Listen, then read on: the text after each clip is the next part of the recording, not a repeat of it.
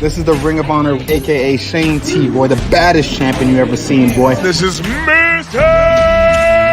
Anderson. This is good old JR Jim Rock, and you are listening. You're listening to Knockouts and 3 Counts. Cover!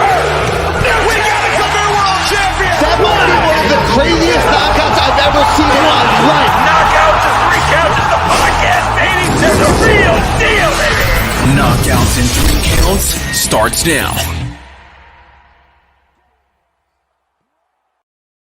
Woo! What up, though?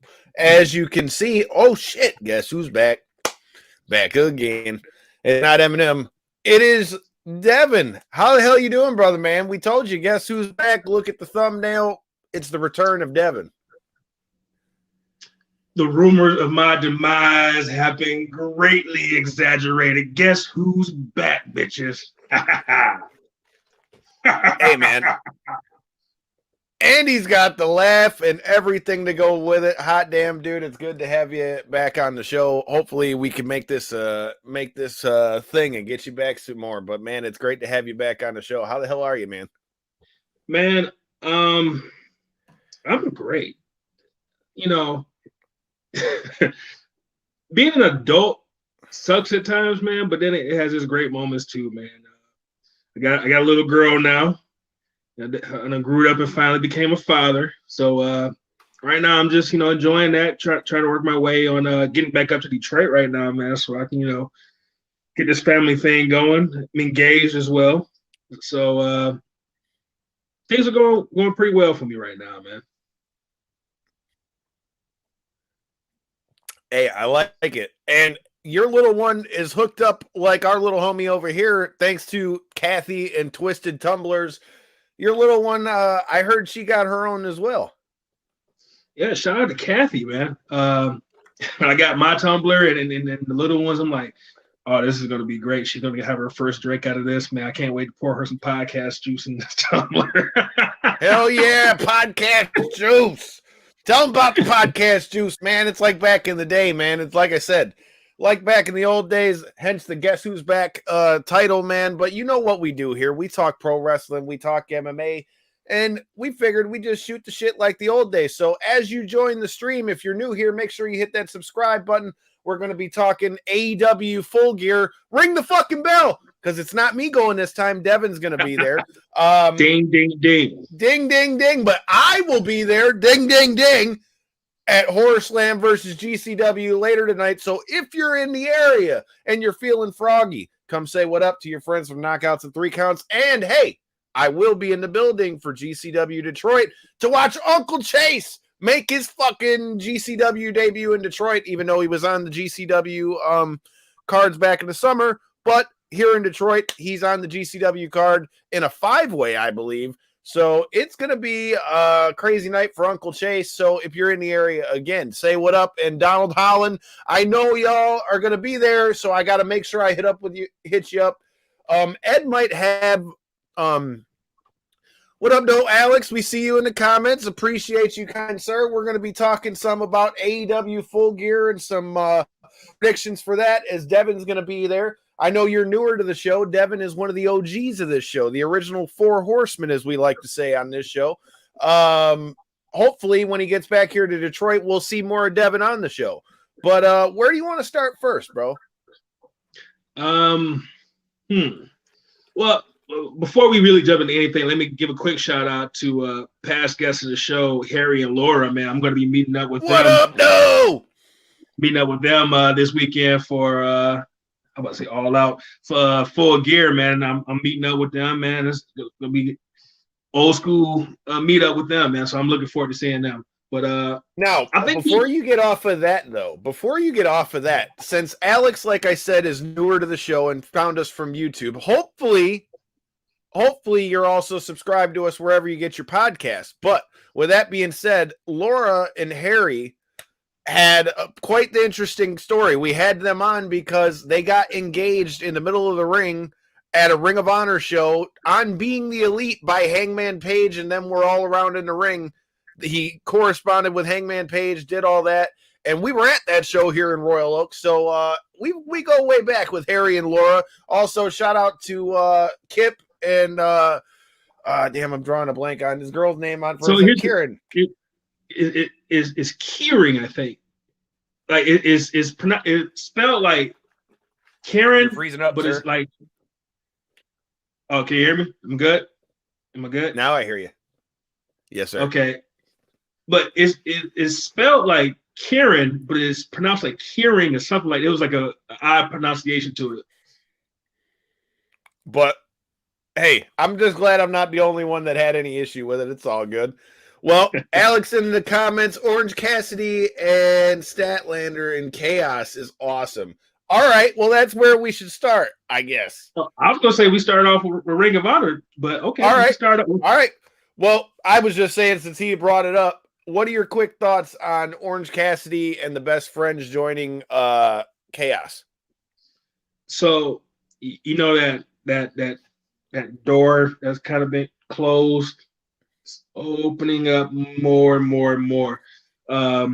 We've already seen New Japan talent in AEW. You know, we've seen Suzuki, we've seen blue guy. What's his name? Blue guy.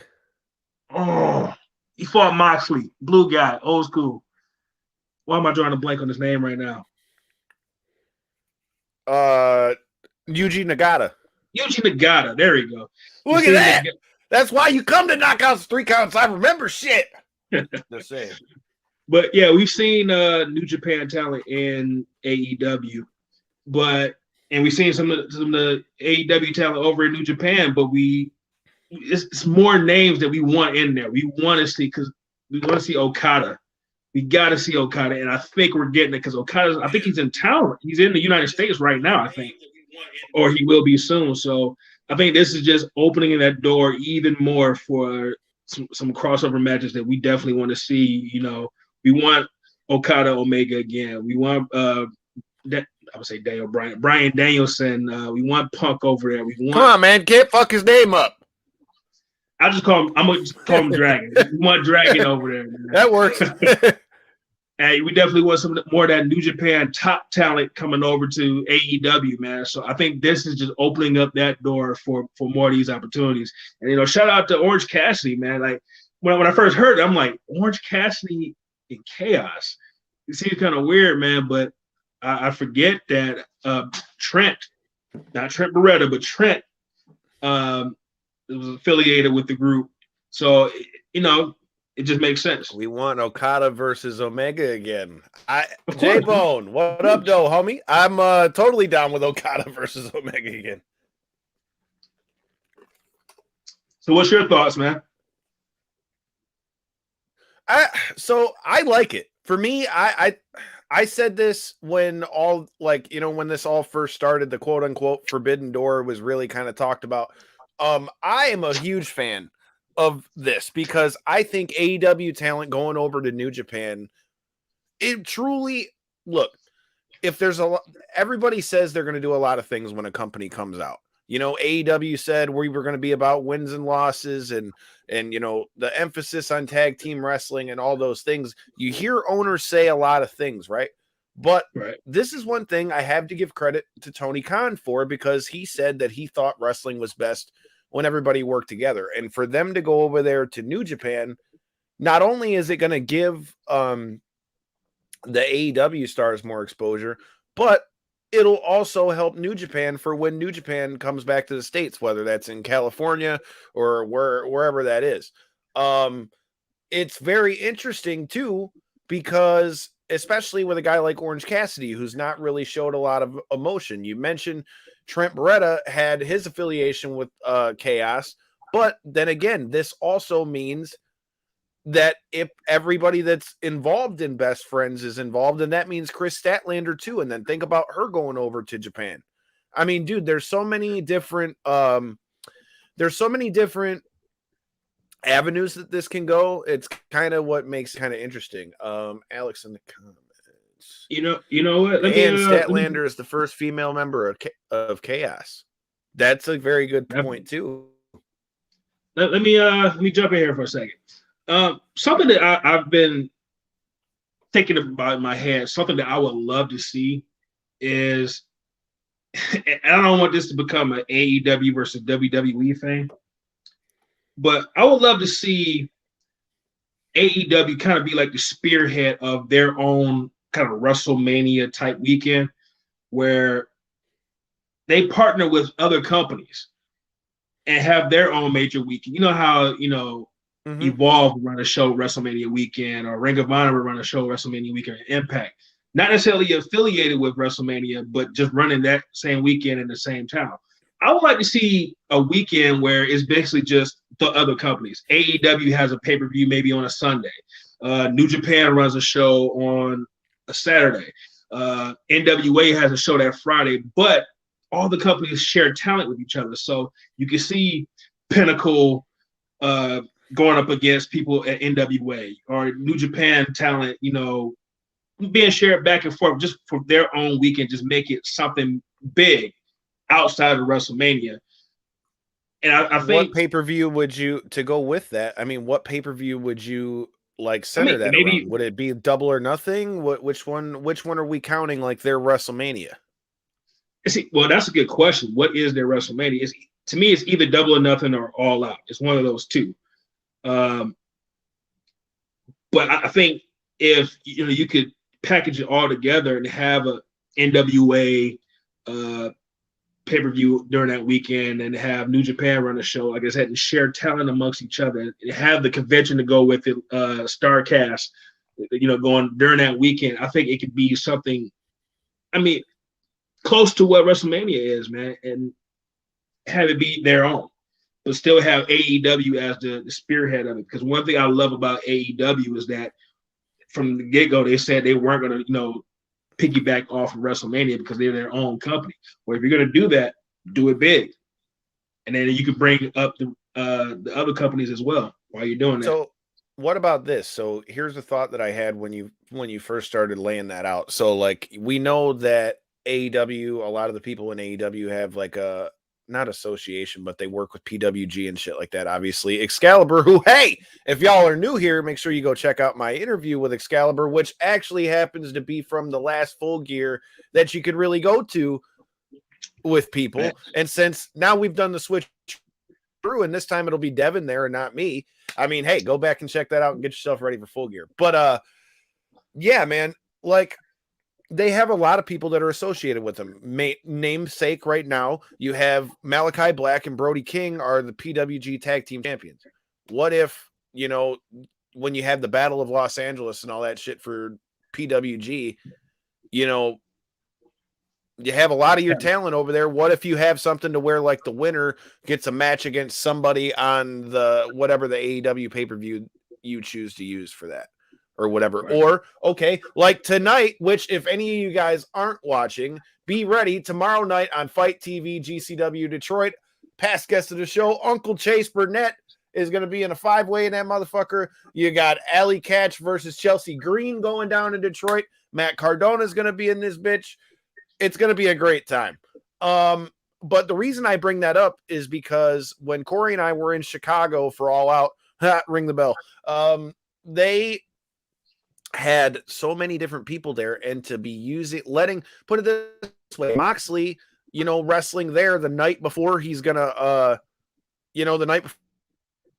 wrestle for the AEW pay-per-view, and to have him wear a GCW hoodie out to the ring.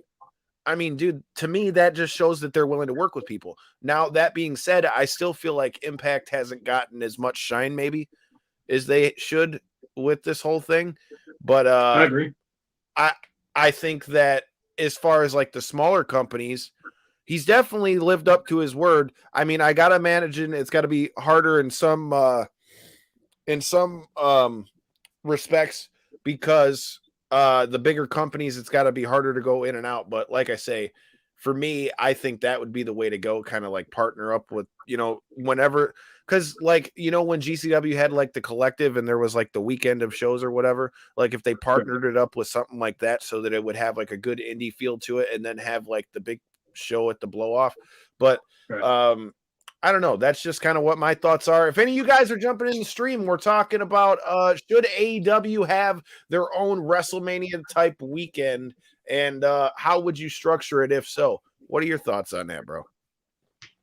And here's the other thing. You kind of brought up Impact. Word is that affiliation might be over with. Maybe they might do something later on. But one of the Don Callis was on TV yesterday. Well, true. But one of my criticisms of the whole thing was that AEW talent wasn't really going over there. I mean, yeah, you had Christian and Kenny Omega, but for the most part, you didn't see a lot of the other talent going over there. Maybe that's because they didn't really see a storyline there for them to really fit into, or maybe Tony Khan just didn't want to send people over there. But with this idea that I had, I felt like it would open, if Impact was a part of it, it would open things up even more because you're actually working together towards, a weekend where you want to bring as many people in. So yeah, you probably send more of your talent over there. But as far as like the other thing about the idea that I had, having like this big weekend is you get more of your talent out there on different shows. AEW is starting to get to a point where me personally, I feel like they have a lot more talent that they have time to use. So a situation like this will give those people an opportunity to go work elsewhere so they can get on TV and, perform in front of other audience, so they can still, get the reps that they need and still get the AEW brand out there and, cross-pollinate viewers. I could definitely agree with that. And it's something I could see happening. I mean, they just continue to grow. And I feel like as soon as with the continued growth, as long as they work out some of the kinks, I feel like that could be where we would head to like a weekend like that. But I agree with you in that. That's something that I've been thinking about for a while. I feel like both companies, whether you're talking about WWE or AEW, they had a lot of guys. And then it's crazy how now we've gone from, it seemed like the two major companies were all full with guys. Well, then WWE just started to like purge their roster, and AEW is still full, but now you've got Ring of Honor that just closed down.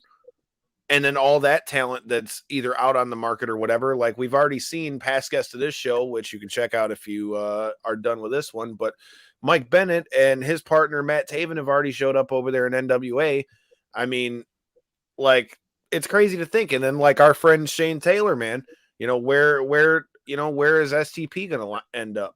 I think it could be, I think that if they really like all really ganged up in a way, like I feel like it could be a real boom in that too, because like think about a company like MLW.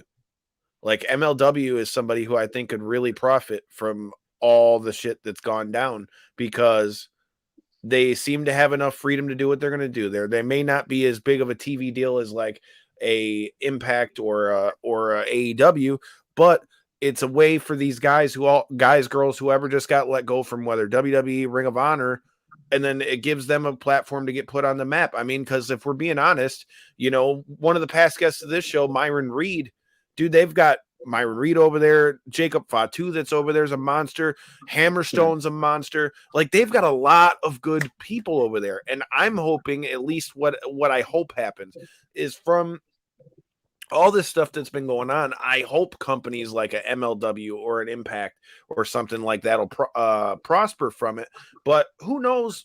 Now you say that it's, that the Impact relationship might be done. I mean, it's just an interesting wrinkle to really see how things play out. And I mean, I know you wanted to talk a little bit about Ring of Honor. So, I mean, what are your thoughts on them closing down like that? When the pandemic first hit, one of the things that, I know I brought up a few times is that, yeah, WWE is going to be fine. And for the most part, AEW was going to be fine. Yeah, wrestling in front of nobody was going to be weird, but they'll be fine. They've got money behind them. The companies I was worried about the PWGs, the MLWs, the Ring of Honors. Those were the companies that I was really worried about. And I hate that in a way I was right because, they made it through the pandemic and they did right by their wrestlers. From what I hear, they got paid through the whole pandemic with not having any fans, but it's only so long you can do that without, because they were basically a touring brand. That's how they made most of their money, was touring. Right. And when you're not touring, you don't have fans coming in. Eventually, it catches up. And I hate saying it. I've had great times at Ring of Honor. I know you have too. We've gotten to know quite a few of the people over there, man. So PCO, Shane Taylor, others that have been on the show. It sucks. But what really sucks about it is that, to me, this right now, I think is one of the big wrestling booms in the history of the genre. You think about, the Attitude Era where you had ECW, WCW, and WWF running at the same time. I feel like this is that same type of situation. And for one of those companies to fall off, man, it's like it really sucks, because like right now if there was money behind Ring of Honor right now, this would be the perfect time, because WWE is cutting people left and right. You have talent that's out there that's looking for work. So right now it's not a talent shortage, it's a talent surplus, if anything. It's just that you need that other company in there to, balance things out. So with them gone, there's even more talent out there, and you gotta have to find a place for all this talent. Me personally, I think the one thing that should happen, I think it might not be the best thing for Ring of Honor, but I think for business-wise, Tony Khan needs to go buy Ring of Honor. So I think that go ahead. The reason why I say that is because a lot of his talent started their careers off in Ring of Honor, and who owns the footage to the original All In? Ring of Honor owns that footage. Not to mention one of their best storylines they got right now, they literally have basically all but said was started in Ring of Honor between Punk and Kingston. So whenever you run, you need that. From a business standpoint, you need Ring of Honor's tape library. And you get that talent roster. I would, if I was Tony Khan, I would go buy Ring of Honor, if for nothing else, the tape library. But have that roster under your control too, and their television deals, so that you can have somewhere for like I said, AEW has a lot of talent that they can't get on television right now. So this gives you another opportunity to have them wrestle somewhere and still get on TV and get the reps in. So I think, if anything, they need to get that tape library before Vince McMahon does. If Vince McMahon gets his hands on that tape library, you're done. As far as like any streaming service that you want to do in the future, because a lot of your talent started off in Ring of Honor, and WWE will own the rights to All In. You don't want that. I definitely think it would be a smart move for him to try to go get the footage like that. At the same time, what's crazy is before we knew the way everything was shaken out, like my initial thought was the biggest thing I thought that could be a profit to any of the big brands off of Ring of Honor closing down. I thought the Ring of Honor women's division would be a big help for a company like AEW. Immediately, that was my first thought. If they got some of like Roxy, the champion they got there. I mean, she's a young talent, seems to be really picking things up as well as they go. Plus, you've got Thunder Rosa, who we sponsored the last showdown between Dave LaGreca and Thunder Rosa. And now Dave might be not only headed for a funeral, but he might have a new tattoo on his ass. So, that being said, you have the resources to like pick up the women's. But with a company like Ring of Honor closing, man, it always had that underground feel. And I mean, we've talked about it multiple times. Right. And we've even talked about that as far as, in my personal opinion, especially with the reintroduction of the Pure Division and stuff. And hell, let's call it what it is. What we've seen from our boy Shane Taylor and Shane Taylor Promotions. I mean, dude, they've had one of the best products, I think, during the pandemic. And it just sucks because a lot of this just seems like the reason why Ring of Honor is going down is from poor they didn't do a good enough job of pushing their stuff out there, whether that was Sinclair, whether that was Ring of Honor, whoever's in charge of that. It just felt like it didn't get out there far enough. But like you said, a great product. I mean, and the last thing I'll ask you before we get off this whole Ring of Honor thing, what do you think about, so they say that they're going to do this hiatus after Final Battle, and then they're going to come back in April. What do you think that looks like? I don't know. Anybody in the comments, feel free to chime in. Whenever you hear, I know I've definitely heard Jim Ross use this analogy. Like, in order to have a wrestling company, you need 2 T's: television and talent. If you're letting your whole talent roster go, what do you have? Like, how is that going to work? Like, I mean, basically at the beginning of the year, everybody's pretty much gone, and you're supposed to be running a show WrestleMania weekend, but with what talent? Are you going to just go out and sign talent on a one show basis? Well, then what do you do after that? I don't know, man. It's all weird to me.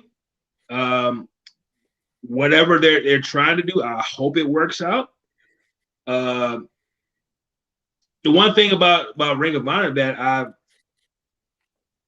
I've had my kind of gripe about is, all right, let me ask you, Kyle, how do you watch Ring of Honor? Fight TV. Okay. If you didn't have Fight TV, how would you watch Ring of Honor? Most likely I wouldn't, because it's hard to find, or you'd have to record it on the DVR, because I used to catch it at like 12:30 or whatever local time it was here, until I figured out it was on Fight TV. Okay, what channel? Channel 20. So that's what, My TV?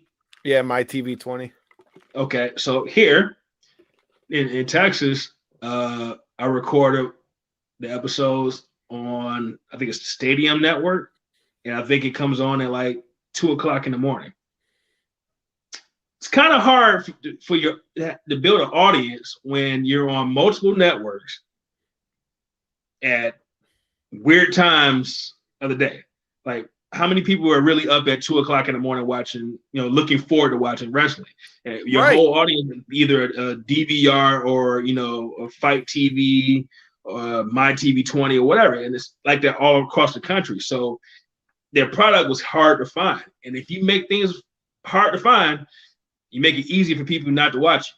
So they need someone, they need a Tony Khan type person. Either it's Tony Khan or somebody else that has a lot of money who can get them a television deal, even if it's not on one of the top networks. Just a network that you can stick with, like Vice with MLW.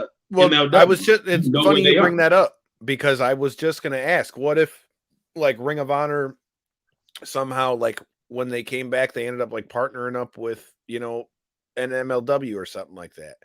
Because I think MLW getting on Vice was great, especially considering that you have the Dark Side of the Ring, which has been wildly popular. So you got people who are already watching that network. They know that network, versus like, this is the same problem I feel like Impact has, because I love Impact. We've had, Rohit Raju on here, multiple people from Impact. Congo Kong, former Impact. Jimmy Jacobs used to be an Impact. I mean, we love Impact over here, but the problem with Impact is kind of similar to what you say with Ring of Honor too, because even having Access TV, I don't have Access TV with mine. And then yes, you can watch it on Twitch, but if you don't catch it live, it's hard to go back and find it. So I think that's the one thing that's always going to plague wrestling, is that if you don't have a visible enough TV partner, I feel like in a lot of ways it'll cause you problems. I hope that Ring of Honor is able to rebound for the sake of the wrestling business, because I feel like if Ring of Honor like fully does go out of business, like I don't think people understand the true impact of what Ring of Honor's provided.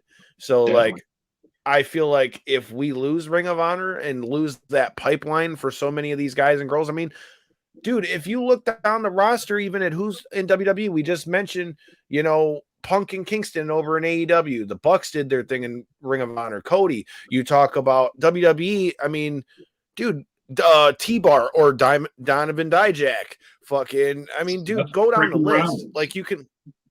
I know. That's what I'm saying. You literally go down the list. Like, literally, Ring of Honor has had a hand on so many of these talents. It's gonna be a real loss to wrestling if they don't somehow rebound, in my opinion. But again, that's why having a go ahead. What do you think was the one or two major factors in Ring of Honor going down? Number one, I think it's because I don't think they promoted themselves well enough. And I mean that in a broad sense too. I don't feel like they promoted themselves well, not only with, like we talked about, with the TV network they were on, you know, even when it came to like social media and stuff, like you never saw like them have that presence like an AEW or a WWE or like, you know what I mean? Like, I feel like most of the stuff you would see from Ring of Honor always seemed to come from the talent, you know? And again, this is not bashing Ring of Honor. I love Ring of Honor. They have been good to us. We've had a lot of their talent on the show. But if you're asking what I think it was that caused some of that, I think number one, they didn't promote themselves very well. And number two, I think the thing that has caused this is the fact that they never were able to get fans back into the arena. And I say that because it was one thing when everybody was running the no fans thing. And they did a very good job out of most, like I said, again, out of most of the companies that were doing the no fans thing when we were in the pandemic, I thought Ring of Honor's product was one of the better ones. But with that being said, when they kept running shows and there's no fans, and then you'd go out to Philly to the 2300 arena and then you have fans, but then go back to your TV and not have fans, that kills the vibe in a lot of ways when you can't have that pop for returns. You can't have, you know, any of that stuff. And for me, I think that those are the two big ones. Number one, the first one encompasses something I think they've always had an issue with. And the second one, I feel like the pandemic may have just kind of laid that blow in there. Yeah. Well, one thing I think is Tony Khan and Vince have inquired about purchasing ROH. Of course. They might not have asked directly, of but course they did. They know what it's going to take. But I think one, like I said, we said before, television, you know, it's hard to find, and marketing. That's one. Another thing is that Ring of Honor, to a certain degree, even though I felt like it was great for the wrestling fans, it wasn't good for business. They were a little bit too generous, man. Like, basically, you gotta realize they are the ones that pretty much did all in. They did the production for it. That's why they own the footage of it. And that basically opened the door for this new company to come in and snatch up half of their roster that was hot. Because you got to remember, when we were watching Ring of Honor, we were going to the Royal Oak Music Theater, right? Yep. And then once the Bucks and all that great talent left, they went back to the Ford Center in Dearborn.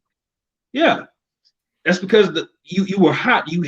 Ring of Honor at certain times over their history could have been that number two company if they had the money and, you know, invested in some more production and, you know, had the money behind them and had been just a little bit more selfish. I mean, I used to joke about it all the time. I posted this up in the Reality Era News group. They were talking about how AEW is Ring of Honor's rich uncle.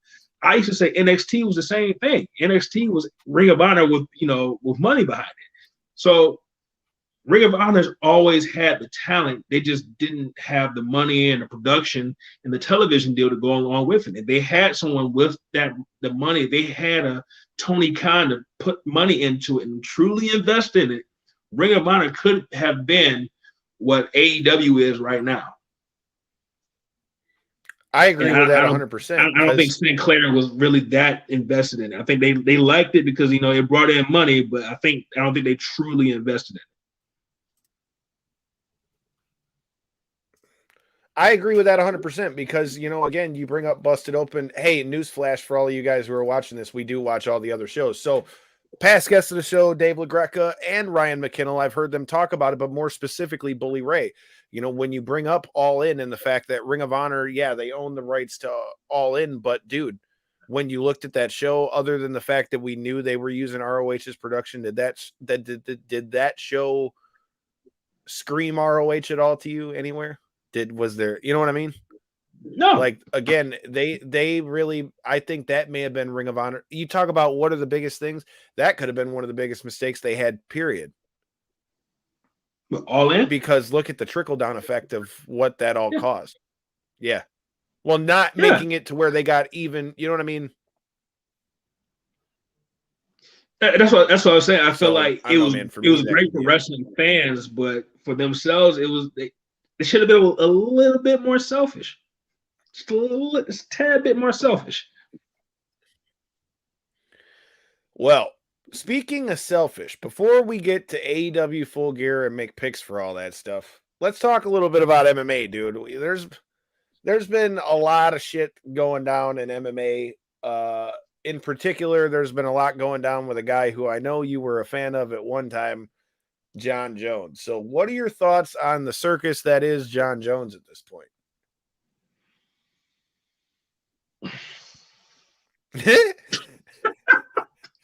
Just the look on your face. It never fucking fails, man. It never fails. It's like getting inducted to the Hall of Fame, bro. What? Isn't he already in? No, but I'm saying the night that all that shit happened, he got inducted to the Hall of Fame. Yeah, I'm like, it was like right around that time, dude. It was that night. Fucking fails, and like, I think I've told the story before, man. Jon Jones was my guy. He was a big reason. The first fight I ever went to was him versus Rashad Evans when he won the belt, man. I mean, did he win the belt from Rashad? He didn't win from. Yeah, he did. No. Yeah, he did. Yeah. It's so long ago, man. It was like 10 years ago. That's crazy to think. Holy shit. Oh man, yeah, that was 2012. Yeah, so 11 years ago, dude.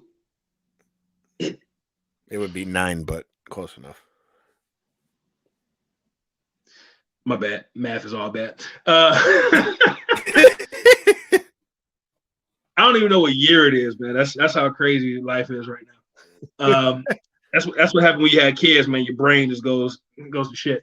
But it never fucking fails with this guy. He never learns his lesson. And I've been saying it, man.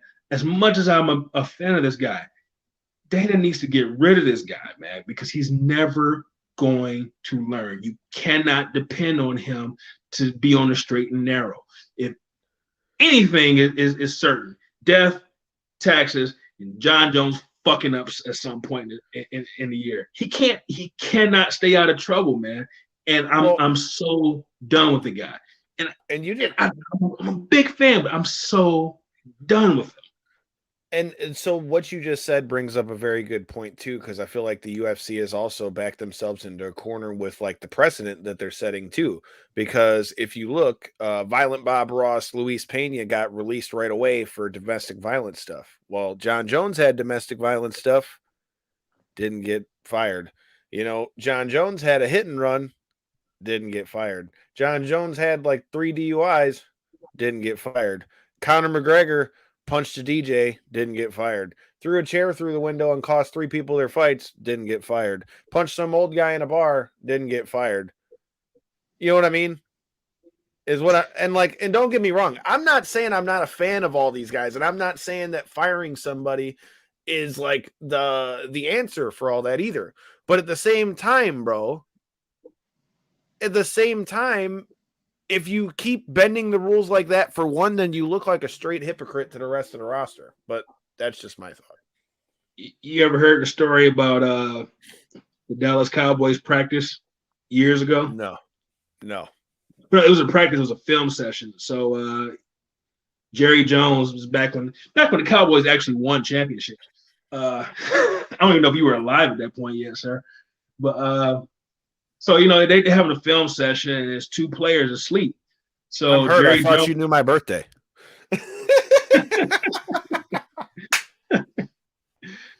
not Jerry Jones, Jimmy Johnson. That's what the coach back then. But Jimmy Johnson, he's come on, old man. What the fuck? That's why you needed podcast juice. You needed podcast juice. I got podcast water right now. But Jimmy Johnson, having a film session. They're watching film. Devin has a kid now. He talks like an old head. What up, Unc? Make sure you check him out. You got GCW Detroit. We're going to talk about that in a few minutes. We're going to see the homie do the damn thing on Fight TV. Devin, are you buying the show on Fight TV since you ain't coming to Detroit? Yeah, you know what? I probably will because I have some time before Full Gear this weekend. So I'll probably check it out before I go to the show. Gotta see Uncle Chase out there, man. Hell yeah. Uncle Chase doing hurricanranas and shit and hitting motherfuckers with a cane. But back to the Cowboy story. So Jimmy Johnson's having a film session and two players fall asleep. So Jimmy Johnson walks up to one of the guys and said, "Hey, you're cut. Get the fuck out of the lock. Get the fuck out of my building." And then he goes to one of the assistant coaches and says, "Hey, tell Emmitt Smith to wake up." So one guy is Emmitt Smith, Hall of Fame running back, team, basically the leader of the team. He's asleep in the middle of a film session. Another guy who's, one of the bottom guys on the bench gets cut immediately. So yeah, the rules aren't the same for everybody. But at some point, if Emmitt Smith is asleep through every session and doesn't show up to practice, he's costing you wins and he's costing you on the field, you then have to address that. Jon Jones has cost this company money. He's ruined pay-per-views. He's ruined great fight opportunities because he keeps fucking up. At some point, your superstar status can't save you anymore. And to me, that was about 5 years ago with Jon Jones. The UFC has to do. They gotta let him go, man. Because you want to know what the dirty little secret is. I like Jon Jones ain't as big of a pay-per-view draw as he thinks he is. They've proven that because the last fight he did have, I believe, only did around 800,000 buys. That's not a lot, but wait, those are great numbers. But he ain't Conor McGregor or Ronda Rousey. He ain't that. Well, Conor McGregor might be in the same boat as Jon Jones here in a minute because, hot damn, if he doesn't come back and knock somebody out in his first fight, Conor's lost a lot of fights and seems to keep doing nothing but bringing bad PR. So we might be saying the same thing about Conor McGregor soon. Sometime the juice ain't worth the squeeze. They should have figured that out a while ago. But hey, what do I know? I'm over here flapping my gums on fucking YouTube. So what is it that I know? All right. As we talked about, Uncle Chase is getting ready to do his thing at GCW Detroit. What are your thoughts about GCW bringing such a banger ass card here to Detroit? It's like Evolve too, because we're in a crammed up ass Knights of Columbus, or no, is it a Knights of Columbus, or it's VFW, isn't it? Yeah. It's in a VFW hall, bro. That bitch is gonna be packed to sardines. They said it's completely sold out. Man, GCW is they on fire right now, man. They there it goes. How we were just talking about Ring of Honor, how somebody needs to, buy that library, and if they put some money behind it, dude, GCW, they could be that next group, man. That if they can get some more backing behind them, man, GCW can do some big things because they already got themselves out there without it. So imagine if someone else, invested some money into it, man. GCW is doing their thing. They that's another place where a lot of this talent that has been released, they're already going there, and even more of them can go there now. I know Leon Ruff is going to be there this weekend, man. Former NXT North American champion, man. Former Evolve guy. GCW is doing their thing, man, and I wish I was there this weekend and check out the shows, man. Very impressed with what GCW is doing. Very impressed. The thing that's cool about GCW too is it still has that indie feel for sure. Because think about what I just said in some of those matches, right? You have, and here's another thing. So I took Corey, who is one of the other co-hosts of this show, to his first GCW show, and the first thing he said when I asked him, "All right, what stuck out to you from the GCW show?" First thing he said was Alley Catch. So to have Alley Catch versus Chelsea Green here, it's going to be pretty damn badass.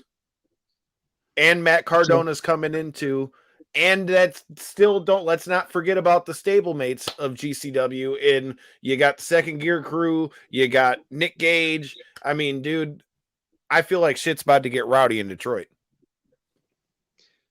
And man, like I said, I'm kind of jealous, man. I'm not there right now, man, because I would definitely be at that show, man.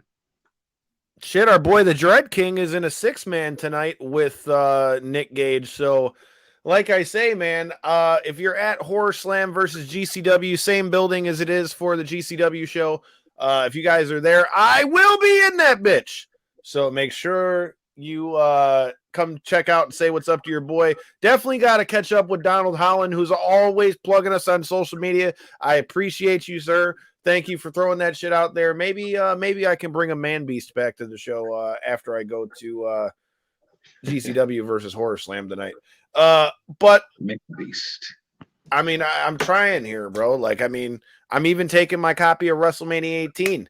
So, man, we gotta make this shit happen. But before we get to making picks for Full Gear, since we were talking about all that stuff with Jon Jones, did you get to see UFC 268, or are you caught up on like what happened with that? I'm gonna be really, really honest with you, man. And I know this is like the most like non-on brand thing, but I have not been watching a lot of MMA, man. I Man, catch you stuff missed out here last weekend, dude. You know, I've heard about, you know, how things played out last weekend, but I don't know, man. It's this whole adult life, man, and you know, kids and shit like that, man. I don't know what it is. Well, But I can honestly tell you, if you went back to take the time to watch that card, it would be worth your time, because I'm not exaggerating when I say every fight on that card was badass. It might have been one of the best UFC cards I've watched in a long fucking time. Period. I've heard people say that, man, and you know, when it hits ESPN Plus for free, then I'll probably go back to that. I got to save all my little schmeckles, my shillings, my dineros, pesos, my Korean wons. That's really popular these days with Squid Games.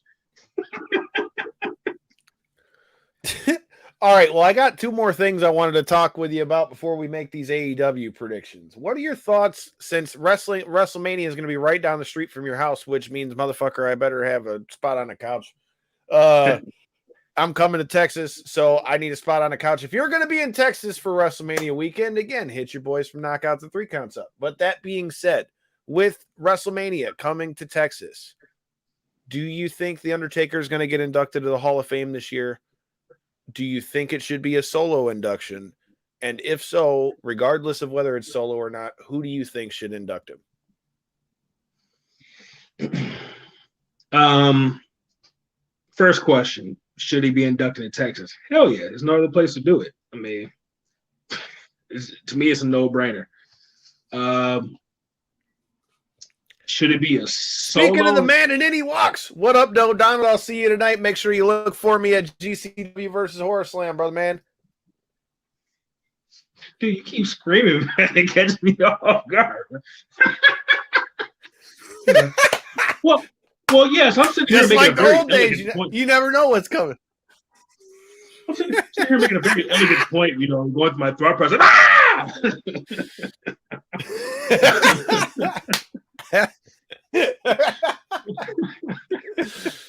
All right, proceed. My bad, sir. Just trying to acknowledge the fans, sir. But see, he said he seed it. He seed it. But what was I saying? Yeah, should be in Texas. Should it be a solo induction? Maybe not, definitely should be the main event, but I don't know about a solo induction.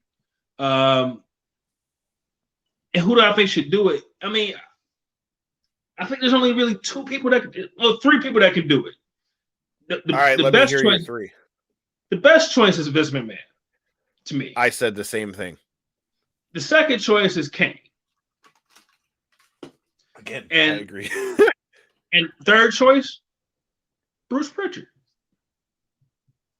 He's very, very instrumental to the. That's a good one too. I've also heard Stone Cold thrown in there.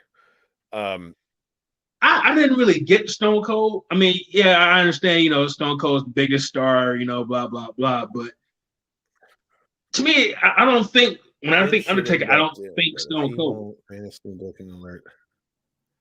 The $1 Million Man. Why the $1 Million Man? I mean, granted, yeah, I get it. He was with them at the very beginning, but Brother Love is the nostalgia pick on that one. He's got to be. Like, if you're gonna go that route, it's got to be Brother Love. I would feel like, but hey, Ted DiBiase is still the man, and apparently he still got his price. Yeah, I didn't really think about Ted DiBiase. At first, I didn't get the connection. I'm like, oh yeah, I do get it now. But yeah, Bruce Pritchard or Kane, because I don't think Vince is going to do it. If Vince was to do it, it would be for Taker, but it's got to be Kane or Bruce Pritchard. Well, he didn't even do it for Stone Cold, didn't he? I forgot who did it for Stone Cold. Was it? This bothers me because Stone Cold's my all-time favorite. I should know this, but oh yeah, we should know who the hell inducted me in the Hall of Fame. No, it was no Jim Ross did. I think it was Jim Ross. I thought Stone Cold inducted Jim Ross. No, he did, but I'm saying who inducted Stone Cold. I think it was Jim Ross. Oh, okay. But yeah, Bruce Pritchard or Kane. I could be wrong. I have to look it up. But yeah, I'm with you. I think Bruce Pritchard or Kane would be the other two. I would really like to see Vince do it, but who knows? I don't think he's going to do it. Nah, I don't think he will either, especially with how much heat he's been taking on the screen right now. Here's the other thing. Okay, so with WrestleMania being 2 nights again this year, do you think if Undertaker does go into the Hall of Fame, do you think they do like... Yes. Definitely have to do it. two introductions each night, different characters. Yes, that's what I said. Come on, man, hot damn! Definitely. And I've heard so many people hating on the American Badass Undertaker, but let me tell you, okay, back in the days of the compact disc player, for you young kids that don't just got all your shit on your Apple iTunes and all that, when I got my first CD player between Rollin' from Limp Bizkit and hell yeah, they just came out with a new album. Shout out to Fred Durst. Wait. Why does Fred Durst look like Jeff Jarrett, man? No, you know who he looks like? He looks like Rob Dyrdek. He looks like Bobby Light from fucking I ain't gonna do you right. Son of a bitch. Damn, I just threw myself off. Fuck. I don't know where this stuff comes from, but no, Fred Durst and them got their new album. But my point was, when I had my CD player as a kid, I remember getting Chocolate Starfish CD from them and the and American Badass. Yes. And the History of Rock from American Badass, and playing those 2 songs on repeat. And even furthermore, when Durst and them played them out at WrestleMania 19, I was all over it. So I, for one, think if it's a 2-night thing and we're talking about The Undertaker, hot damn it, I want to see the most badass Undertaker entrance that you can put together on night 1, and then, or on whatever, however you decide to do the nights. On one night, I want to see the most badass Undertaker entrance I've ever seen. And on night 2, I want to see the full-blown bike and everything. Hell, since they got a new album out, I want Limp Bizkit or Kid Rock to come play his ass to the ring. Kid Rock's already in the Hall of Fame, man. Have Kid Rock do it, man. Right. Have Kid Rock play American Badass, or like I said, Fred Durst, I'm sure, would do Rollin' again. Like I said, I, for one, would like it. For all of you guys in the comments, do you want to see the multiple entrances, or do you think it would be good just with one? I want to know what inquiring minds have to say. Hey, look, all right, man.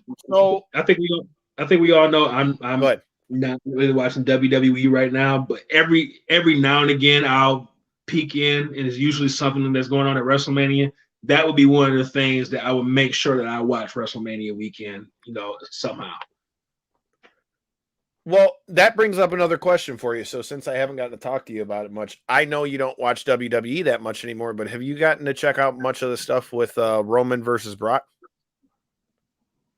And I've heard like updates on it. I listen to people talk about it. I got kind of the gist of it. I don't know. I really haven't seen any of it, but as far as like, if there were something for me to recommend to you to watch, man, that's in my opinion across all the companies right now. They've really done, like I said, I think a lot of that's because of the people who are involved. I mean, when you have Paul Heyman, people can say whatever you want about Brock Lesnar, but Brock Lesnar knows what he's doing. And Roman is on a whole nother level.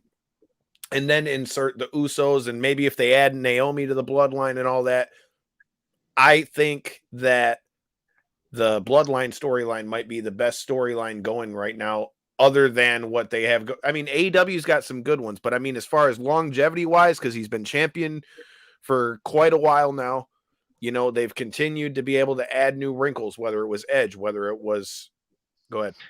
Isn't it kind of weird that this is probably the best storyline they've had in a decade, and all they had to do was the one thing that every fucking fan had been begging for the past, 6 years. Hell of a coinkadink, huh?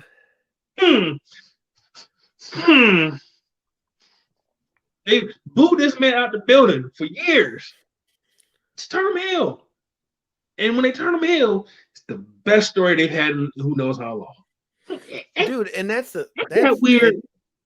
It's funny, if you Kyle, you remember when we went to Money in the Bank, man, and it was him versus Jinder Mahal, and they were shitting on that match from the beginning. They booed it. They were straight booing all through the arena. We're booing. And it's like, how do you just do it? Just do it. And and what the scary thing is? If there was no pandemic, I still think they would be trying to force Roman Reigns down everybody's throat as a babyface. I think the only reason they did it is because they had the pandemic. It's a fair and arguable point. Well, that's as good a way as any to bring this up. With that being said, where do you think we're going to see one Windham Rotunda end up? I'm glad you brought this up, sir. Because I try to do my hostly duties now that I've had to take over full control in your absence. I try to make sure I got my shit together. But you know what, Matt? I want to hear your thoughts first. See, I got him so good that he froze and was smiling. I want to hear your thoughts first. Man. So I really don't feel like, I know this sounds bad, but in a lot of ways, I really feel like there's not a lot of options really for him, because I don't really see him going to an MLW or Japan or anything like that. I know we said that AEW is very top heavy, but that's a lot like what I've talked about on the show for the last few weeks. I feel like AEW definitely needs to be more selective in who they're going to pick up, especially with all these names that are out there, because if you just sign people to sign people again, it's running into the same problem we were talking about here. But this one in particular, I feel that him going to AEW would be great. And the reason why is we all know the connection with him and Brody Lee and all that. And we've already seen, the way that they talk about every week, how the Dark Order has kind of just gone by the wayside, sort of, other than to have Hangman Page, be cool with him and whatever. How better of a way to debut a guy than to have all the lights go out and have him show up? No Fiend shit, no nothing. He can have the dreadlocks like he had before, but he just shows up in the ring, one night, or let the Dark Order get the shit beat out of him by somebody, whether it's the Bucks, whoever. Most likely the Bucks. Have the Bucks and the Elite beat the shit out of them. Have the lights go out. Have him come back in. and tell them, you guys were once one of the most feared groups out here at AEW when one of my own was your leader. And since since he's left us, you guys have just become the laughing stock of AEW. Well, I know he taught you better than that because I taught him. It should be something like that. And then I feel like that would be able to make them all more serious. Now, I get it with -1 and all that. I'm sure there's a way they can tie that in because Bray and him have a relationship as well. But for me, I think that's the way to go with Bray Wyatt. Not Bray Wyatt, but whatever. Windham Rotunda, you know what I mean? Windham Rotunda. I like that idea.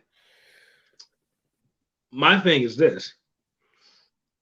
I have a sneaking suspicion that there's a chance that it could happen this weekend, even though I just heard he's like filming a movie right now, which I think is great. Do your movie, man, because facts. I want them to hold off on this. I want them to at least wait until the beginning of the year. If I don't think he can really go anywhere else, but if they're gonna debut him, I want them to wait to sometime next year, beginning of the year, because you have a lot of people whose debut in like a short period of time. You got Dragon, you got Punk, you got Adam Cole, baby, you got Tony Nese for some reason. No disrespect to Tony Nese, but that's fucked up. Tony Nese for some reason. No disrespect, but fuck you too. No, it just didn't make any sense. Like it's no disrespect, but it just seemed weird that Tony Nese got signed, and it's like, okay. But that's the problem. Is like a lot of people probably don't know Tony Nese got signed because you got so many people that just come in at a short period of time that you don't have enough time to let it breathe. And then, like I said before, you got people that's been forgotten about. I think if you let it breathe a little bit, because everybody's expecting it, right? Everybody's thinking, well, it's 90 days is up. It's 90 days up this day, so it should happen soon. Let it breathe. Give it a little bit of time. And then when everybody stops talking about it and everybody starts talking about, other people and they forget about it, bam, he shows up. So I think that would be the best way to do it. If you want to do I like your idea with the Dark Order. I think it'd be a great storyline, but let it breathe a little bit. I completely agree, dude. Like, I mean, that's why I said, I feel like right now the Dark Order, is kind of like the happy-go-lucky, the fans are loving them right now, but I feel like the way to do that is at Johnny Hungy. And for all you motherfuckers that can't see it in this bitch, the hype is real, man. We had somebody stop us at the fights and literally had a guy who watches the show straight up tell me, man, no disrespect, but you look so much more jacked on the camera. Motherfucker, I've been doing my curls. Bro. But they might have been 12-ounce curls, but they're still curls. But with that being said, man, I don't know, man. I just don't really see. I don't really see anywhere else that he really fits in. Me either. I don't. Maybe a stop through the NWA, but yeah, especially with his dad's history there. But I think as far as a landing spot, it has to be AEW. Right, I agree. I don't know. That's just me. I feel like it has to, because I feel like that story writes itself. And I feel like at this point, especially since you've already proven that Hangman's just going to be a friend to the Dark Order, like, I feel like it has to be AEW. Like, I don't really see any other way they can go. So, all right. Now that we're talking about AEW, and I have to cry myself to sleep again because Devin gets to go and I don't. But let's talk about AEW Full Gear and make some predictions in this bitch, huh? Yes, sir. Uh-oh. All right.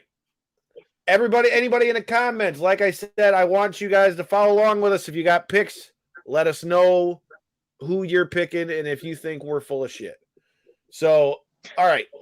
You've got the good doctor, Britt Baker, versus former WWE and, oh my God, one of the best bodies in the business, Tay Conti. Jay Cargill. Oh, I'm sorry. Oh, you said best bodies in the business.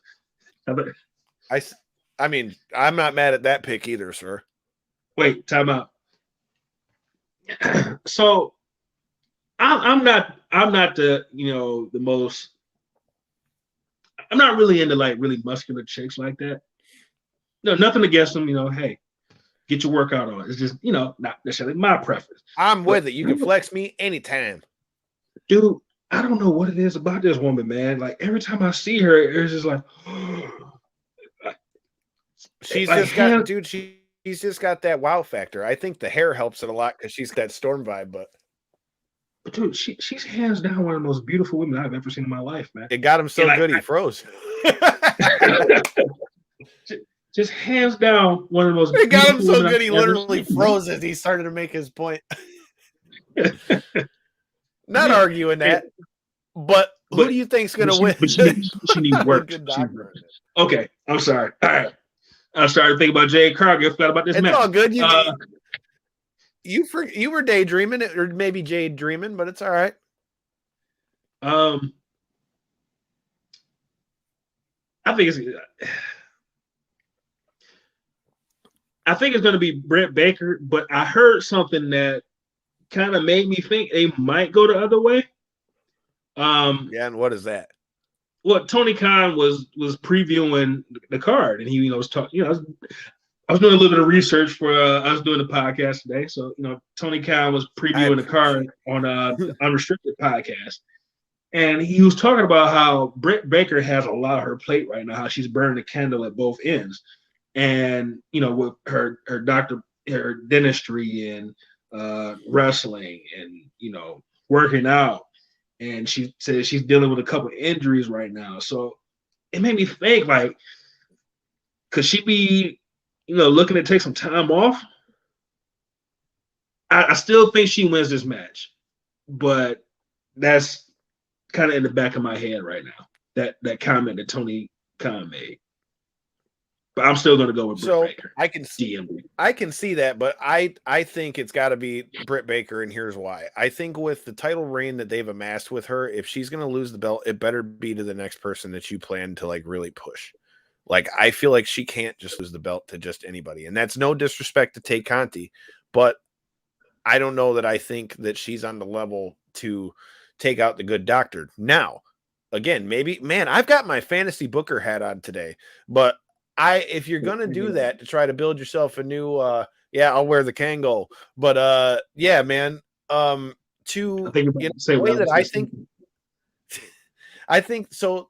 The way I think it could really be good is if we've seen the reemergence of Jamie Hayter, and she's really kind of did her thing. She's in this TBS tournament and all that.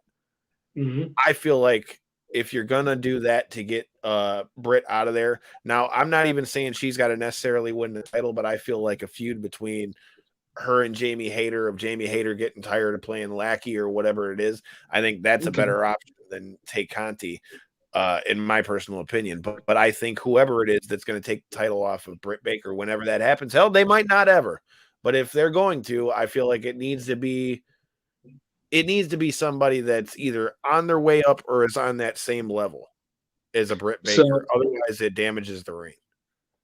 So, and here's the other reason. Like, the only reason I had any doubts was because of that, what I heard Tony Khan say about, this match. Sure. Makes sense. But one thing that I noticed, you watched Dynamite. Yep. And you saw that the 3-on-3 match they had. Yeah. The one thing that I noticed is that, hey, Tay Conti is vying for the championship this weekend, so they're building up that feud. But she wasn't the one that the fans were really cheering for in that match. Young lady next to her named Thunder Rosa. Thunder Rosa is, other than Britt Baker, is the most over woman in AEW. So I think they have to build to that. I think Thunder Rosa has to be the person that takes that belt from her. I think she's really the only one because the fans love her. And when I say this is no disrespect to Thunder Rosa. I love Thunder Rosa, but I don't know when this started. I don't know if I missed something, but I don't understand when this started and how this started.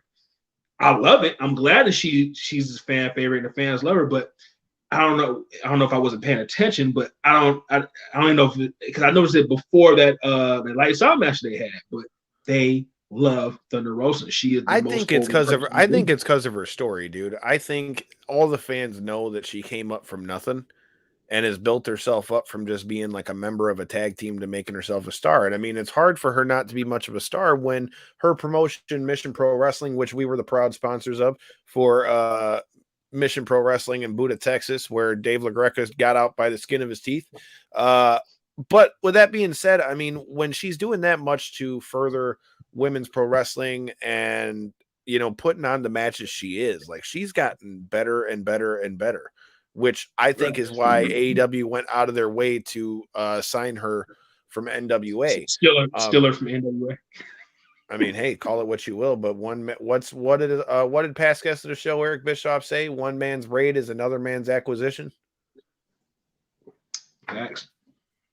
I'm just saying, man. Like I said, I agree with you 100%. I think with Thunder Rosa, though, it's just an organic thing, dude. I feel like people have seen her grind for too long, and when you can do that and then perform in the ring like she did, even in that match against Britt Baker, I mean, it's no surprise that people are like that. But like I said, as far as predictions, I think in this match, I think the Good Doctor is coming home with the women's strap. This next match was supposed to be a totally different match. But before we get to the match that we have at hand, shout out to Moxley. All the respect in the world for, going into rehab because you had to get yourself straight. Not to mention to pull yourself off the road when you're, GCW champion. You're killing it in AEW. You're all over the place. And to pull yourself off the road because you knew you needed to get it under control. Hey, all the respect in the world to you. But with that creates a whole new matchup for us in Miro versus Bryan Danielson. And I feel like this one is another one of those dark horse show stealers that AEW keeps seeming to have on these cards. Well, I echo the same sentiments to Mr. Jon Moxley. I mean, not saying that, I'm in the same situation as John, but, he just had a kid not too long ago himself. I just had a kid. And I'm telling you, man, kids have changed your life, man, and make you start, realizing some shit about yourself that you need to get together quick because you don't want to pass those bad habits down, or you want to be the best person you can for them. So shout out to Jon Moxley for doing what, he needed to do, to get his stuff together for him and his family. But, man, once again, with all these new signings, new shiny new toys, Dragon, Punk, Cole, I think Miro, he still definitely has been shining, but to a certain degree, I feel like it's going under the radar, man. Miro has been doing some of the best promo work and in-ring work over the past year that I've ever seen. The guy, man, I've always known that this guy had it. We saw it in WWE with Rusev Day. We saw it with, his character before that. But it just kept getting stifled. But the guy's Redeemer character, this is some great work, man. And the promos are amazing. The guy looks great. I don't want him to lose his match, man. I think if you're gonna have someone to end Bryan's undefeated streak, I think Miro's the guy. And honestly, I think that's the move. Okay, because so then if that's the move, do you think somebody comes out to interfere to help, not necessarily help Miro, but fuck over Danielson? No. Miro is a strong enough character to be able to beat Danielson. I agree, but I don't think that's the way they're going to go, especially because he hasn't lost yet. But I like what you said about that with Miro, because that also brings me to a point that I just threw up in the comments. So if y'all are paying attention, I want to know what you think. I think this could be the perfect time to maybe see Lana show up. Yeah, because he's been talking about I must make my wife love me again. He's been teasing it for a long time, and once again, dragging it out, letting it breathe. He's throwing it out there, but not, they didn't rush it.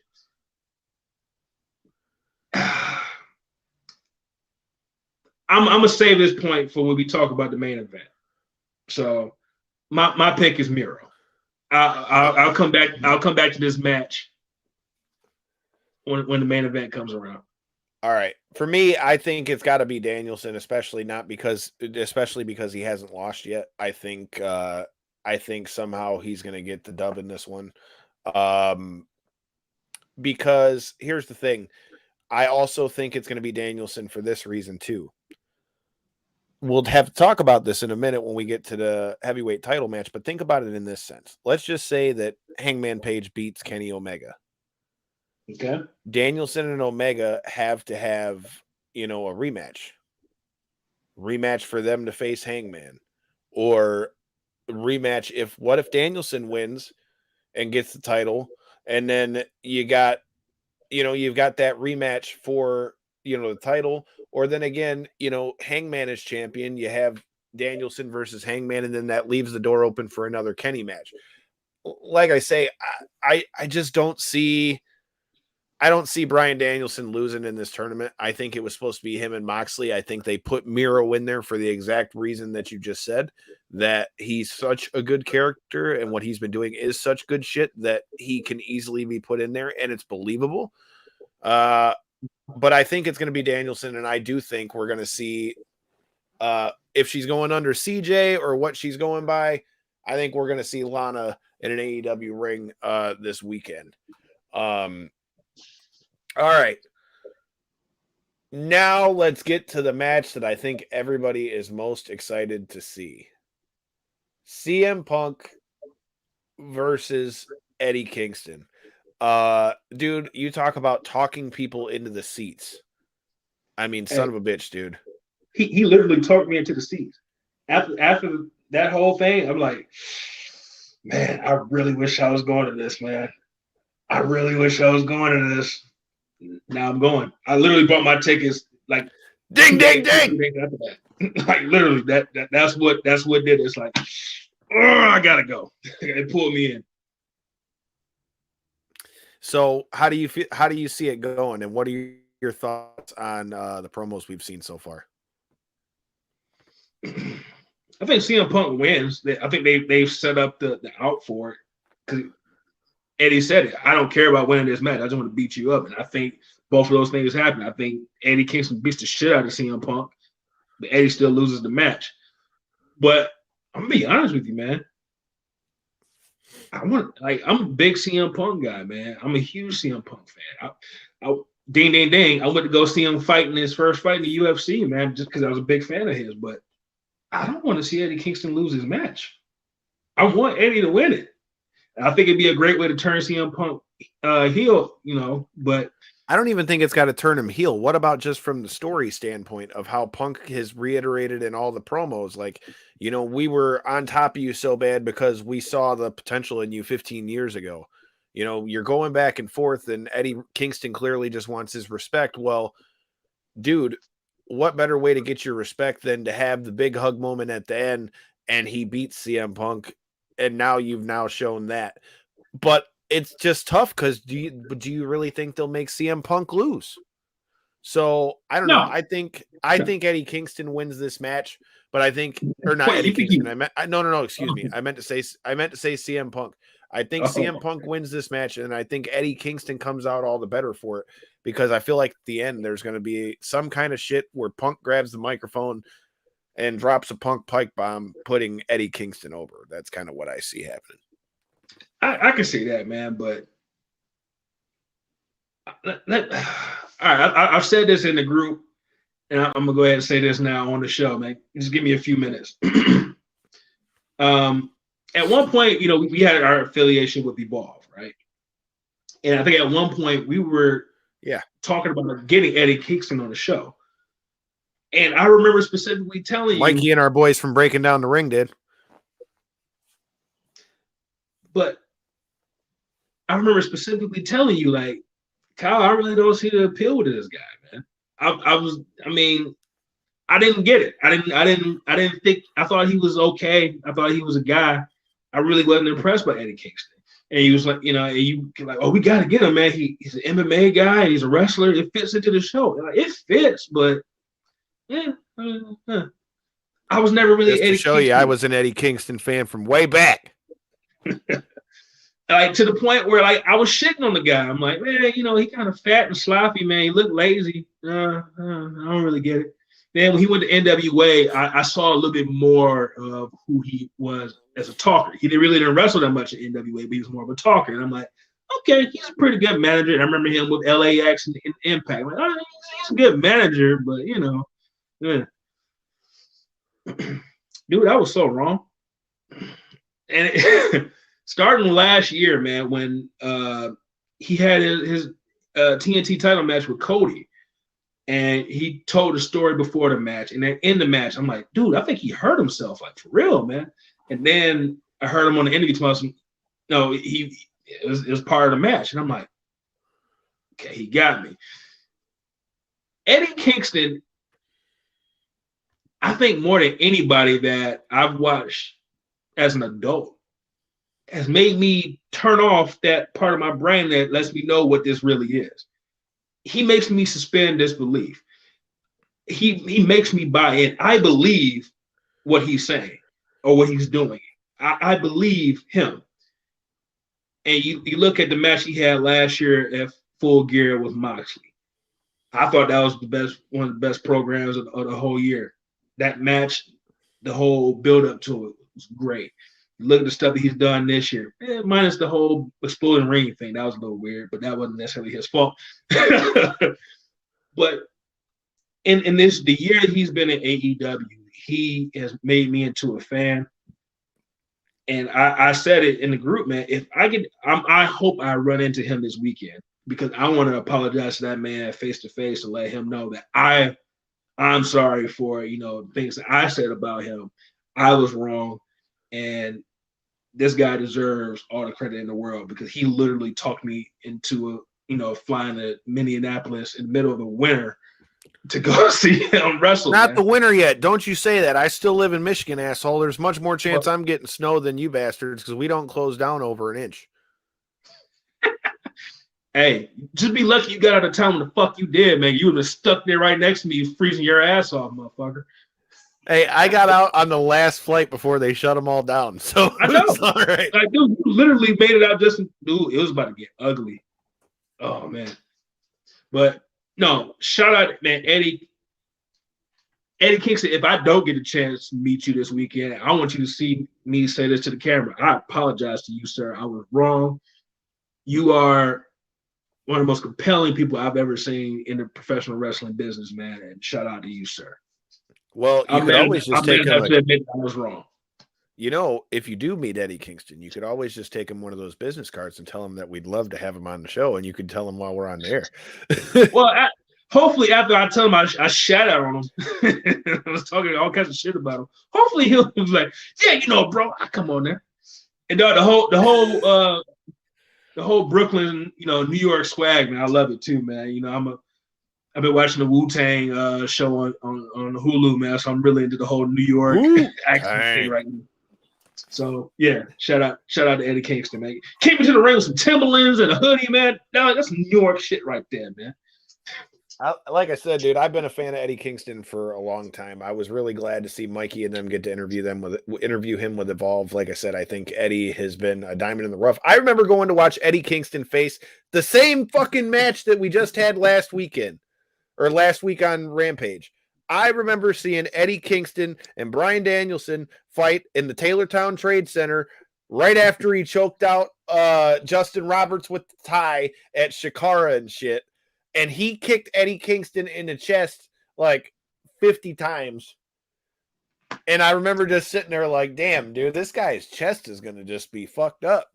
And yeah, dude, like I said, I've been a big fan of Eddie Kingston from way back. I think this match is going to do great things for both Punk and Eddie Kingston because I think Punk will have a little bit more of that edge added to him, and I think it's going to only raise Eddie Kingston's stock. But with that being said, man, I still, like I said, I think Punk is getting the W in this match. All right. So then we got, speaking of Evolve, we got a match that involves a guy who got us all over Bleacher Report because he told us to tell Evolve to go fuck themselves.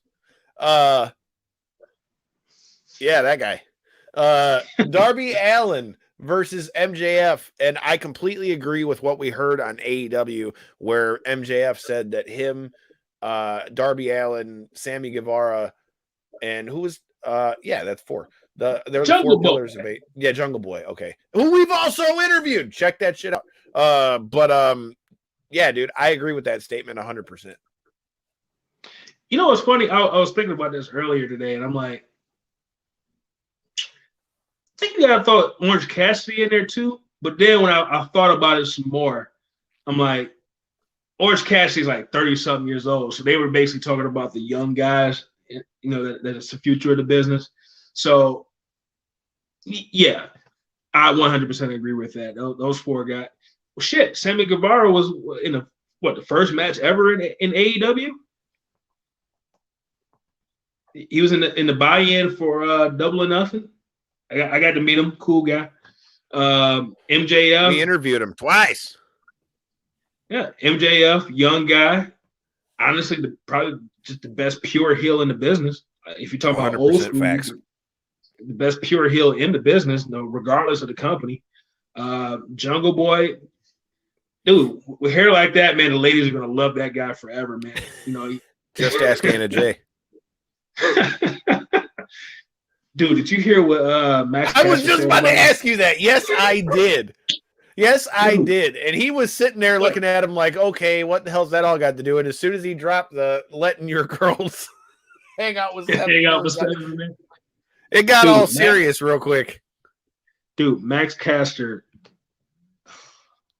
The Acclaim is one of my favorite tag teams in the business right now, too, man. Max Caster with those freestyle. I remember at first everybody was like, oh, John Cena did this 15 years ago.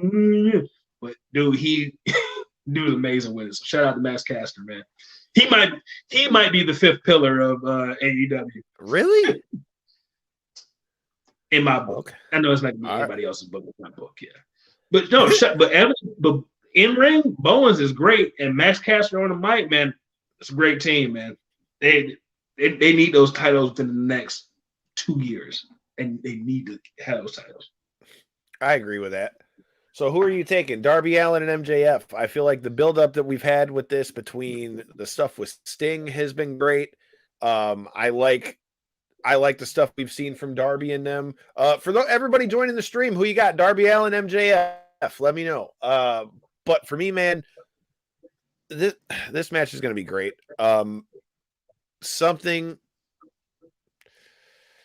As far as who wins, I find it hard to think that MJF is going to lose, but at the same time, I feel like Darby kind of needs a win too, and I feel like that could be a statement win for him.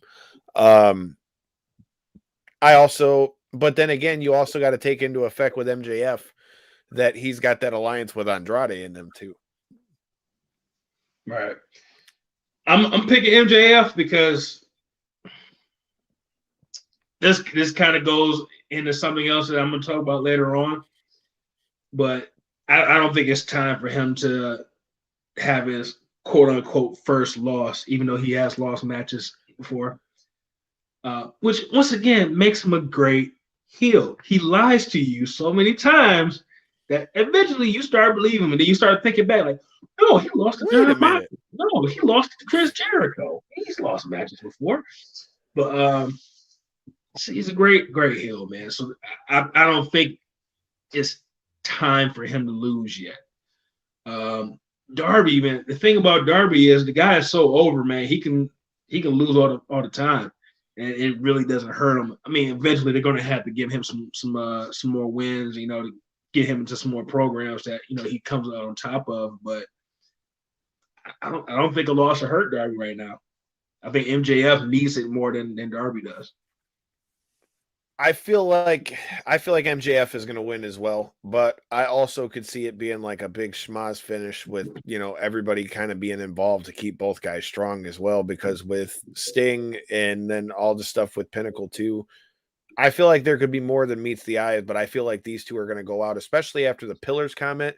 I think, oh shit, my mom's watching. Hot damn. So glad to see you guys live. Hi, Grandma. Yeah, man. Yeah, I know, dude. That's all shit. That's all that's on her brain right now, man. Jaden, the future co-host of Knockouts and Three Counts in this bitch. Maybe he'll have a female co-host with him someday. We just gotta get Kyle out here spreading his seeds around. Hey. Hey. Don't you be doing that to me, sir. I mean, I want kids and all that, but hey, she's already got enough of what she can handle with Jaden right now. So don't you be saying that. And for all the ladies that watch this, I want kids. But just let me find. I was about to say something very inappropriate, but your mother's on here. But she probably doesn't care anyway. When has that ever stopped us before? There's a reason why Podcast Detroit has a disclaimer, motherfucker. But we'll move on. MJF. No, but yeah, dude, like I said, Uh-oh,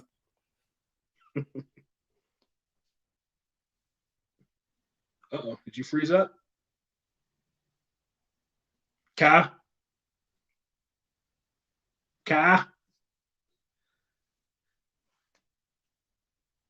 Hey, unfreeze, buddy. Hey. Oh, Devin froze up. We're good. He's alive. Oh no, you froze up, man. Yours on my end, you froze up, so it's all good. Go ahead and say what you were saying. I think you were talking. You were saying that I was saying Darby Allen MJF, I think, is going to be one of those pillar matches. I think MJF is going to win, but I feel like these two are going to go out of their way to really kill it with this one. But if I'm picking MJF. I agree. I think so far I don't see a stinker on the card, man.